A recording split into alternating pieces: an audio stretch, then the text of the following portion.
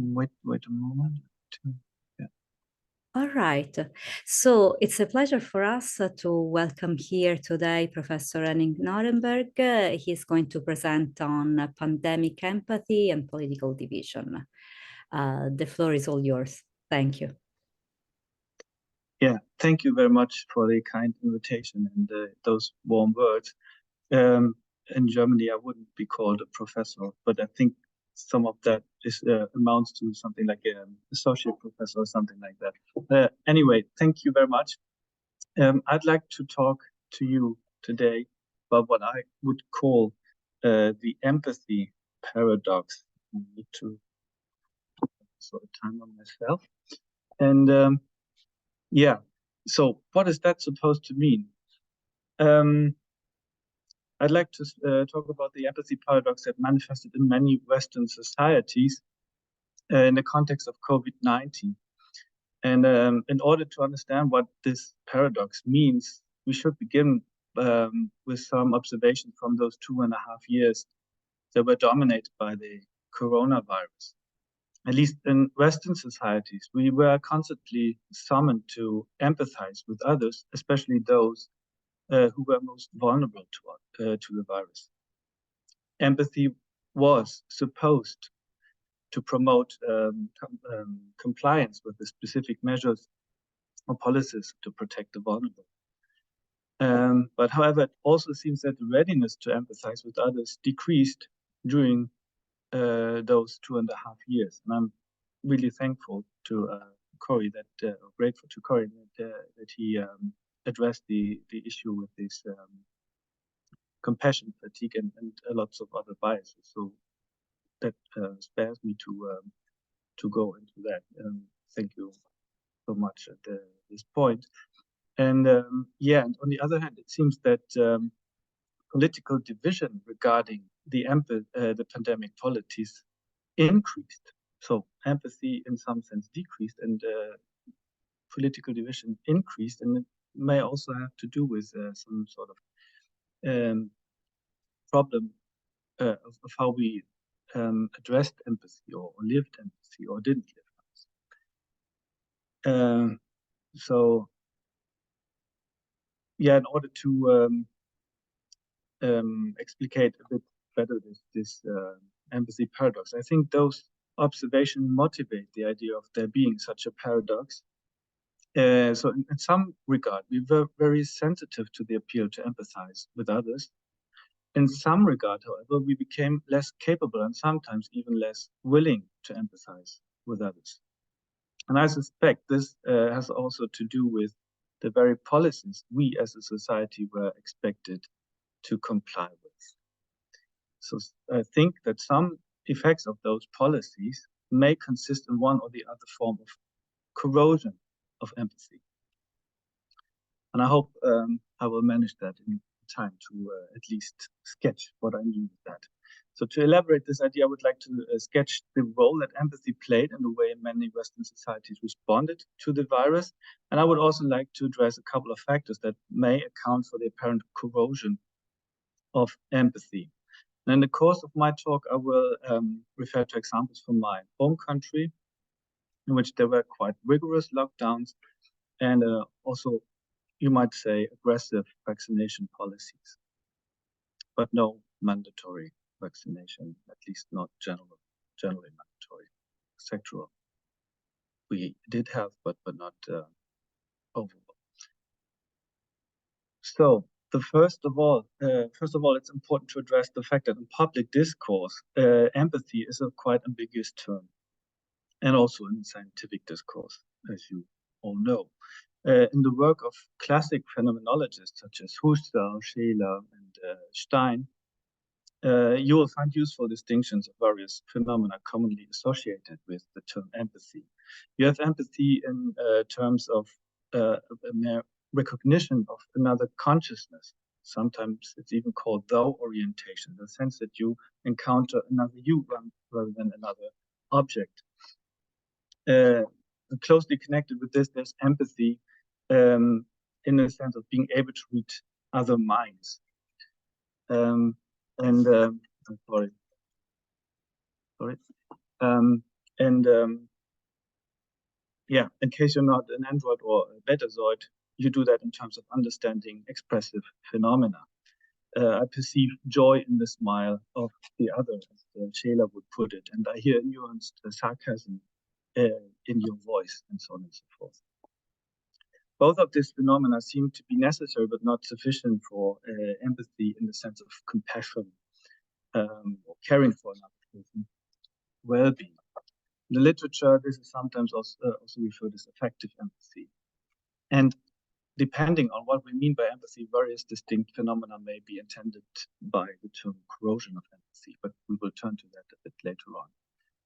So what kind of role did empathy play in the collective response to the spread of the coronavirus? At first, I think while scientific studies, for instance, a study regarding the correlation between incidents and ICU admissions can provide valuable information, they cannot by themselves motivate anyone to implement or observe particular rules in response. So this is rather an affective matter, motivational matter. And empathy plays a role in motivating our behavior. For instance, the acceptance and support of particular policies in response to the spread of the virus. Second, I think also the dominant strategies in this situation, such as implementing large-scale lockdowns, pushing for vaccinations, etc., they seem to be connected with a one-sided reliance on precautionary principle. Better to be safe than sorry. Unfortunately, I forgot to add my source here. It's Mckeown from this year's publication, Critical Assessment of the Lockdown. I have to provide that later on, the information. So that such reliance was also had by and large at the expense of something else. So the reliance on the precautionary principle was at the expense of something else, what you could call the proportionality principle, according to which one should also measure and balance the efficacy of such strategies with regard to the goals to be achieved. So in hindsight, some of those strategies were proven to be less efficient than claimed at the time of their implementation, lockdowns, for instance. But even at that time, the time of their implementation, there were serious complaints that the collection of data, which could provide conclusive evidence for or against the efficacy of the relevant policy, so the data was not sufficient. A lot of people complained.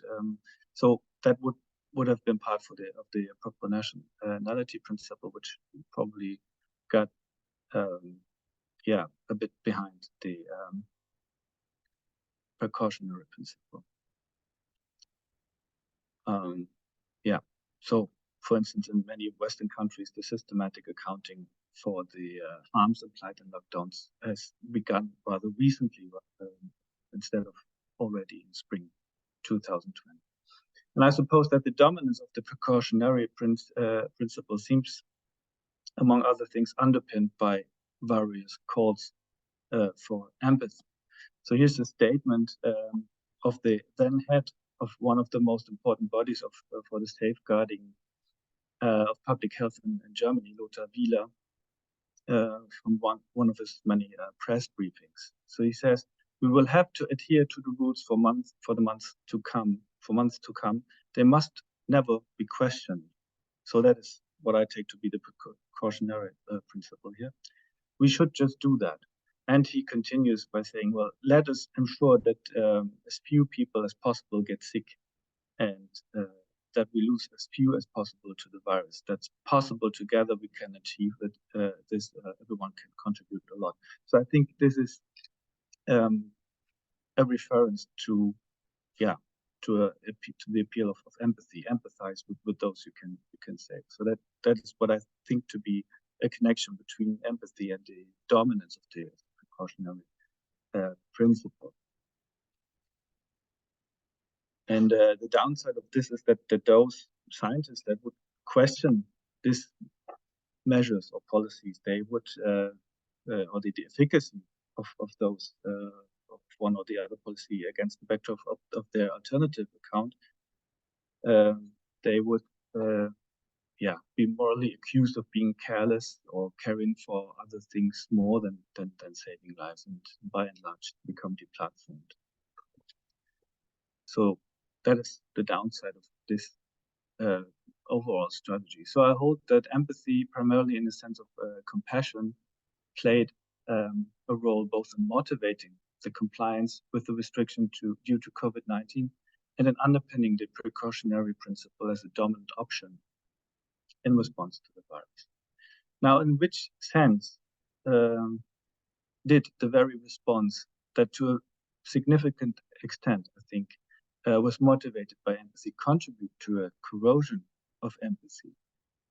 At this point, I'd like to come back to the various phenomena that go under the name of empathy. Depending on what we mean by empathy, we might find different versions of the corrosion. We may arrive at a fade or lack of compassion, for instance, due to exhaustion. That was the case for so many caregivers. Compassion fatigue. That was already mentioned. We may also see some sort of stereotyping that overrides any readiness to perceive and understand what actually motivates the other person. I mean, and this is independent on what side of the political divide to come you're on. I mean, you can say, well, you're pro-vaccination, but you must be completely brainwashed, or at least you have you must be holding Pfizer stocks, right? And the same goes for the other side. Oh, you're an anti-vaxxer. You must believe that Bill Gates intends to take control of the planet by implementing microchips or something like that. So I mean that was quite common, that this kind of stereotyping as some sort of bad theory of mind, if you will, and it got worse in the wake of the political division regarding those corona measures. And in some case, we would even witness instances of dehumanization that are related to or failing to recognize the other as a you, as a person like yourself. So let me give you a few examples, two examples of what such corrosion of empathy looked like in Germany. You find that on both sides, as I said, on the biopolitical divide, as you might call it. So one instance would be this a shooting.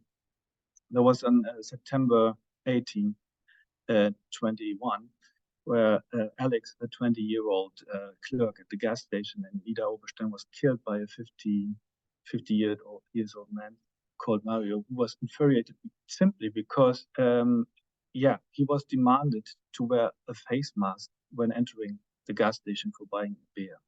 Yeah, and it takes more than just alcohol and also a lot of corrosion of social instincts to be capable of such a deed.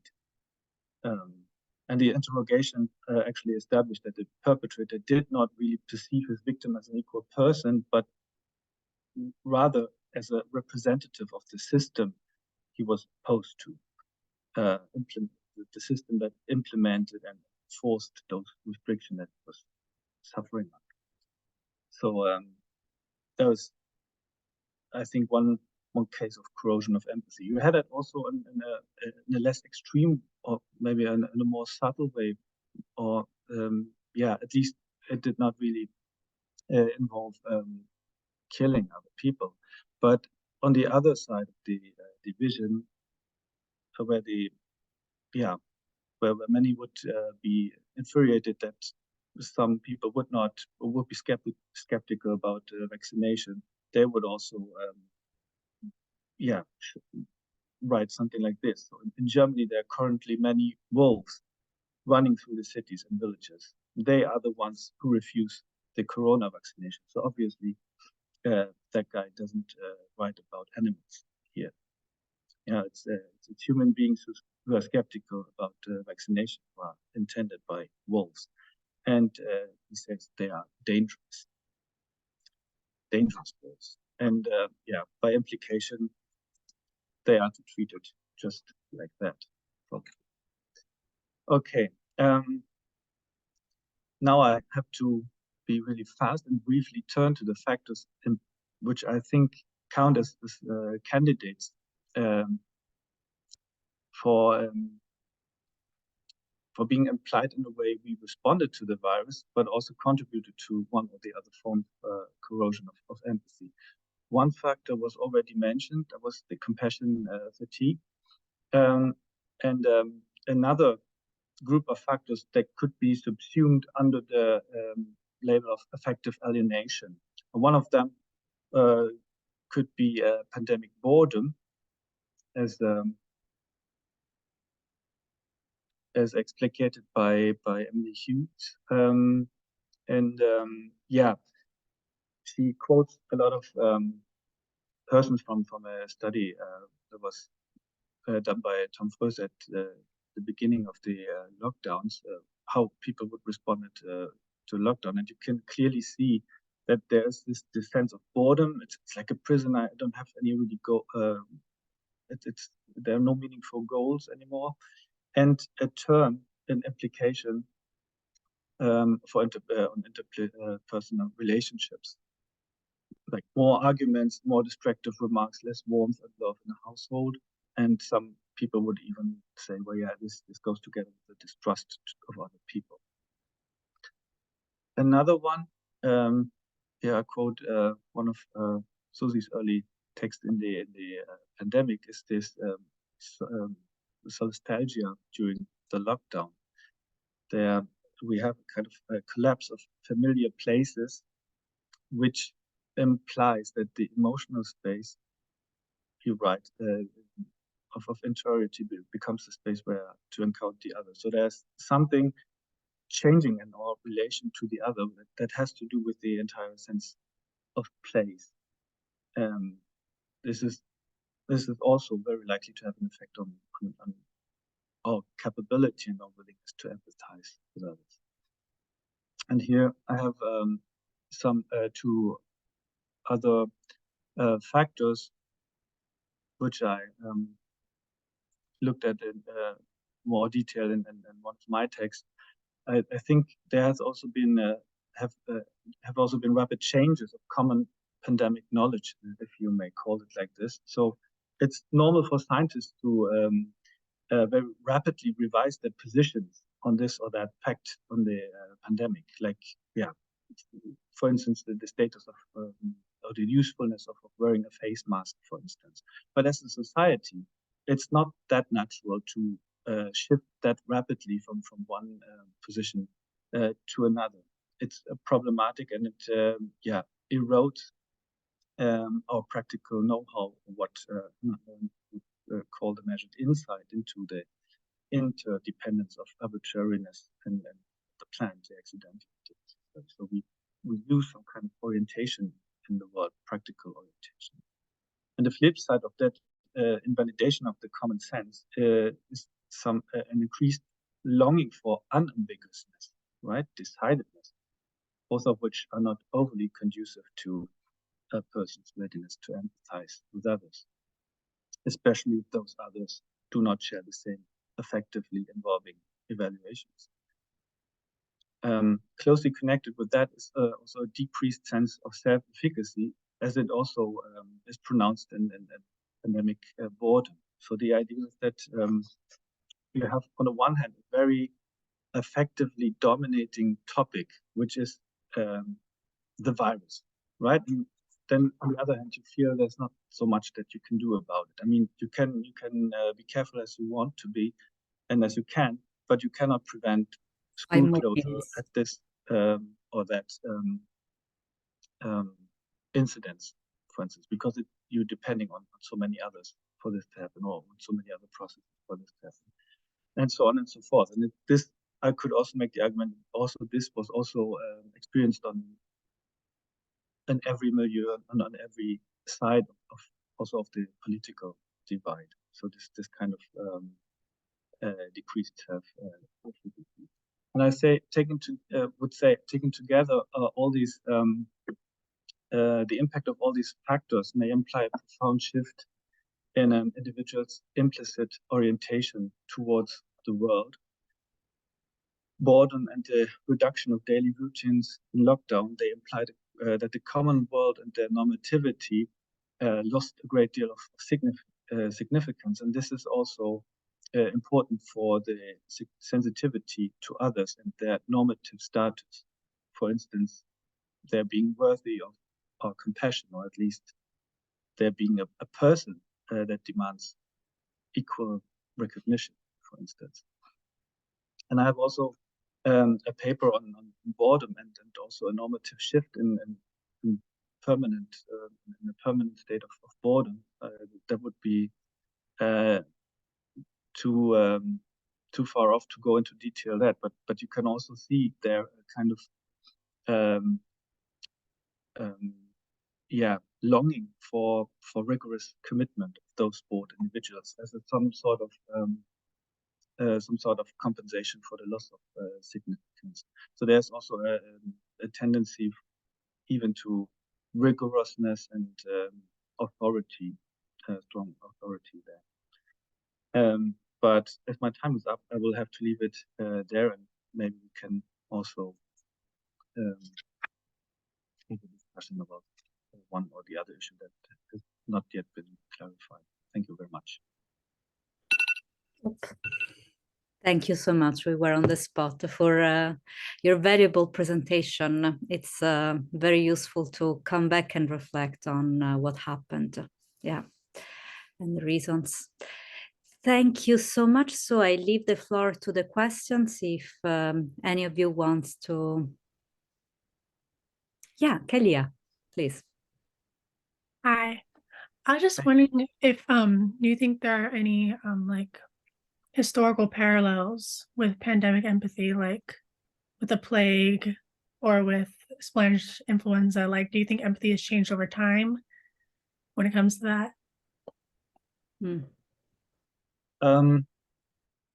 Yeah, actually, I don't know, because I'm not a historian who has not have not done studies into the classic epochs of the plague, for instance.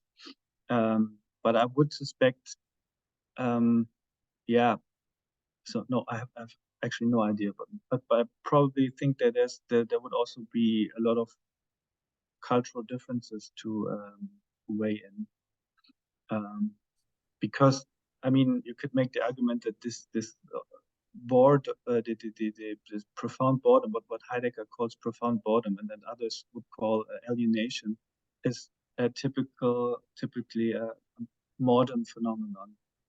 At least you can argue that it's part of the modern condition, or the condition of the modern world, which is related to some sort of nihilism and so on and so forth. And it's and for that reason, I would be less optimistic that you could make precisely the same case at other times. But I'm not, as I said, I'm not an expert.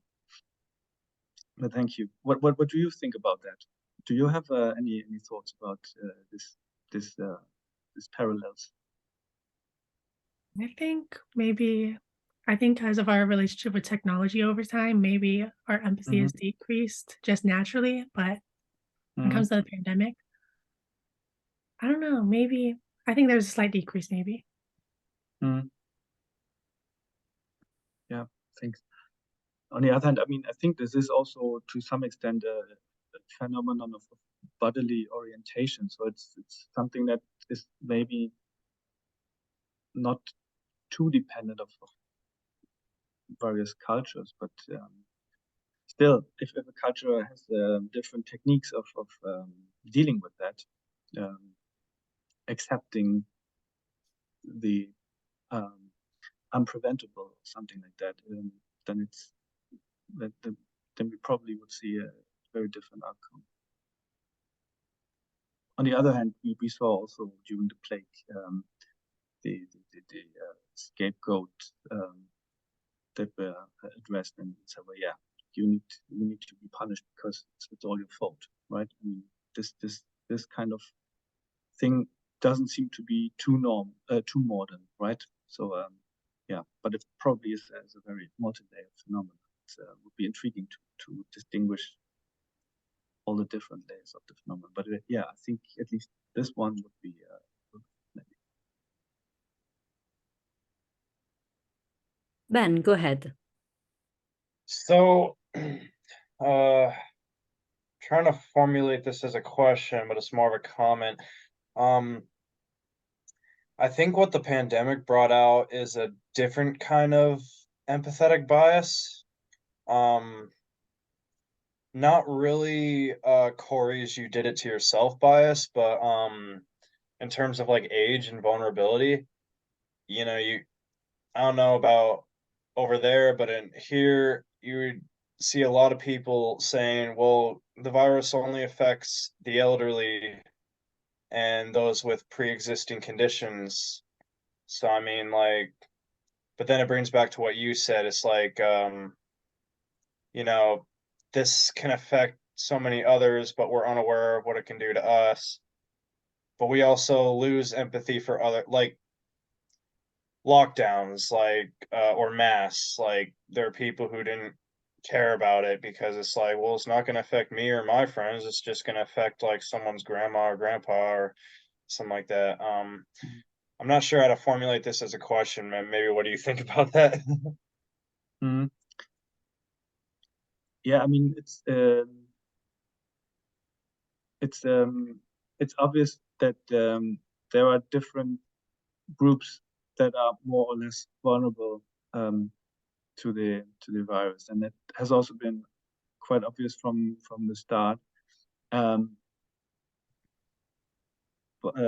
yeah, you could also find people who are not, who were quite kind of immune to the appeal to empathy in the first place. And so already in the beginning, 2020.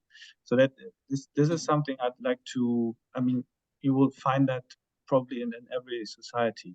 What I find interesting about the phenomenon is the dynamic of the pandemic policies themselves, because yeah, this is what I would call a paradox. It seems to be motivated by some sort of appeal to empathy, to empathize, and also to for compassion, which would be impossible without empathy. And on the other hand, it was in many regards quite devastating for readiness or willingness or preparedness to empathize with others after a while. So it's because it increased political division and quite carelessly so, maybe, I think. So it was like the division was not properly addressed, I think, under those during those 2.5 years. And yeah, so apart from those people, you will always find in society that oh yeah, I'm not caring. It's not me. It's the grandmother of someone else, maybe, who's vulnerable. But then there's also a kind of increased or at least decreased willingness to be, and also a decreased capability to actually talk to each other in any other way than reproducing stereotypes. I mean, this sounds very extreme. I mean, there's also a lot of grayscale in between that, but I think there's a tendency that there's something we lost in those 2.5 years. Yeah, it's very us versus them in this political climate. Yes. Thank you. We have one space for one more question, a short question maybe, or remark. Yeah, Juan. Do you think because of the compassion fatigue and the pandemic boredom that even though we're still seeing new strains of COVID, there's no longer any like mask policies or travel policies or lockdowns? Do you think it's because of this boredom that we reached a breaking point where we just no longer do that? yeah, I think it's a so the entire thing is a very complex phenomenon. I mean, empathy is not the only factor in that, right? I mean, there's also other factors in that. Economic, which yeah. also so, but focusing on empathy, well, you can say, well, yeah, probably, yeah, you have a bigger percentage or a greater percentage of people are in a way disillusioned about what they can do with such lockdowns or traveling policies, and for that reason, they might not be willing to support that any longer with the same energy than they did perhaps in 2020. So that is, I think, part of the overall phenomenon. So. Thank you so much, Henning, for this useful reflection on a still present problem somehow. Thank you. Thank you for your comments. I noted them very down, and yeah, thank you very much.